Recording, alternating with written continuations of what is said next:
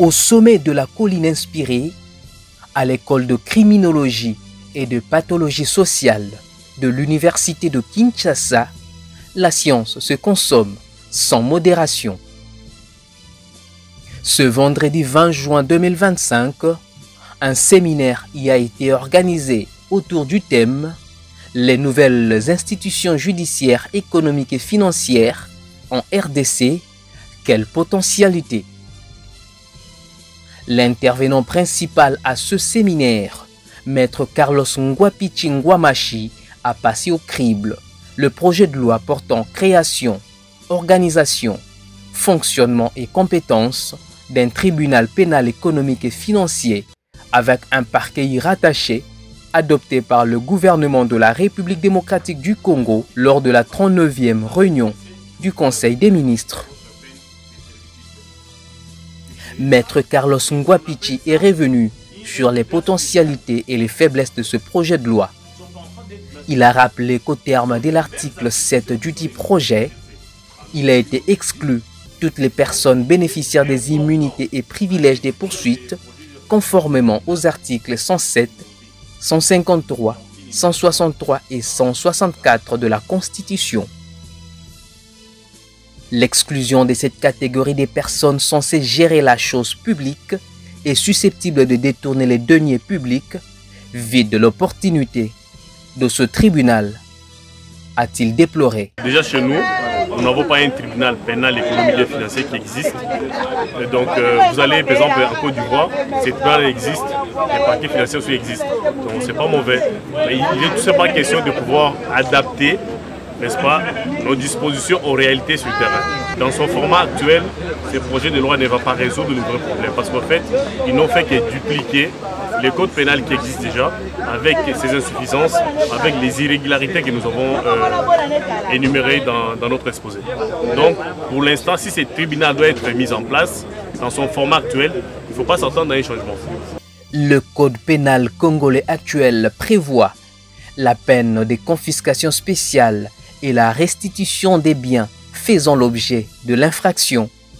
Maître Carlos Ngwapichi regrette cependant que sur terrain, les fonds détournés ne sont jamais restitués après condamnation. Pour pallier à cette insuffisance, ce chercheur et avocat au barreau de Kinshasa Gombe propose l'introduction des mécanismes de médiation comme alternative à la justice pénale afin de permettre à la République d'être rétablie entièrement dans ses droits. Nous estimons qu'avec la mise en place de ces projets de loi ou de ces tribunaux pénal économique et financier, avec un paquet national financier et économique, il est nécessaire qu'on puisse adopter le système des chambres de médiation. Les chambres de médiation vont jouer le rôle, après avoir instruit le dossier, donc après que le procureur aura fini avec l'instruction, il constate que les faits sont établis, on invite la personne poursuivie par un médiateur. Le médiateur sera en face de la personne poursuivie et de la victime qui est la République, qui peut se faire représenter par le ministre de la Justice ou par l'avocat qui sera désigné, pour qu'on essaye de proposer des solutions.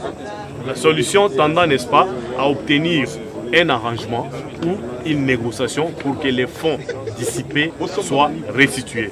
À ce moment-là, la République sera rétablie dans ses droits et les parquets peuvent apprécier, n'est-ce pas, les classements des dossiers pour une opportunité de poursuite. Je considère la médiation comme une solution rapide dans la résolution de la criminalité en col blanc.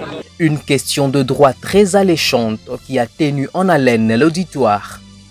Ce dernier a convergé son point de vue dans le sens de la proposition faite par Maître Carlos Ngwapichi.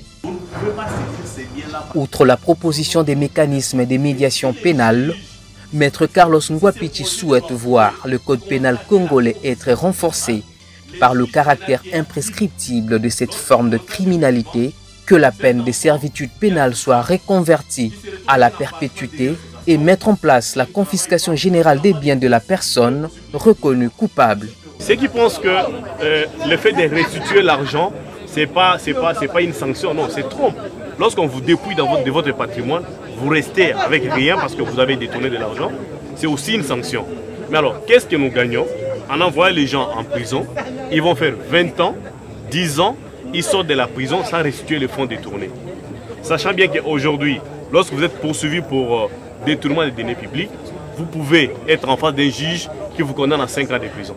Il va en appel, on rabat la peine à 3 ans. Et il va faire 3 ans, il sort de la prison alors qu'il a détourné 400 millions de dollars. Qui gagne? Qui perd? Nous avons le choix. Il propose également l'exclusion aux mesures de la grâce présidentielle, de la libération conditionnelle et de la liberté provisoire contre les personnes poursuivies. Pour ce faire, il a invité la population à travers le Parlement à s'y appliquer pour l'intérêt supérieur de la nation. Ah,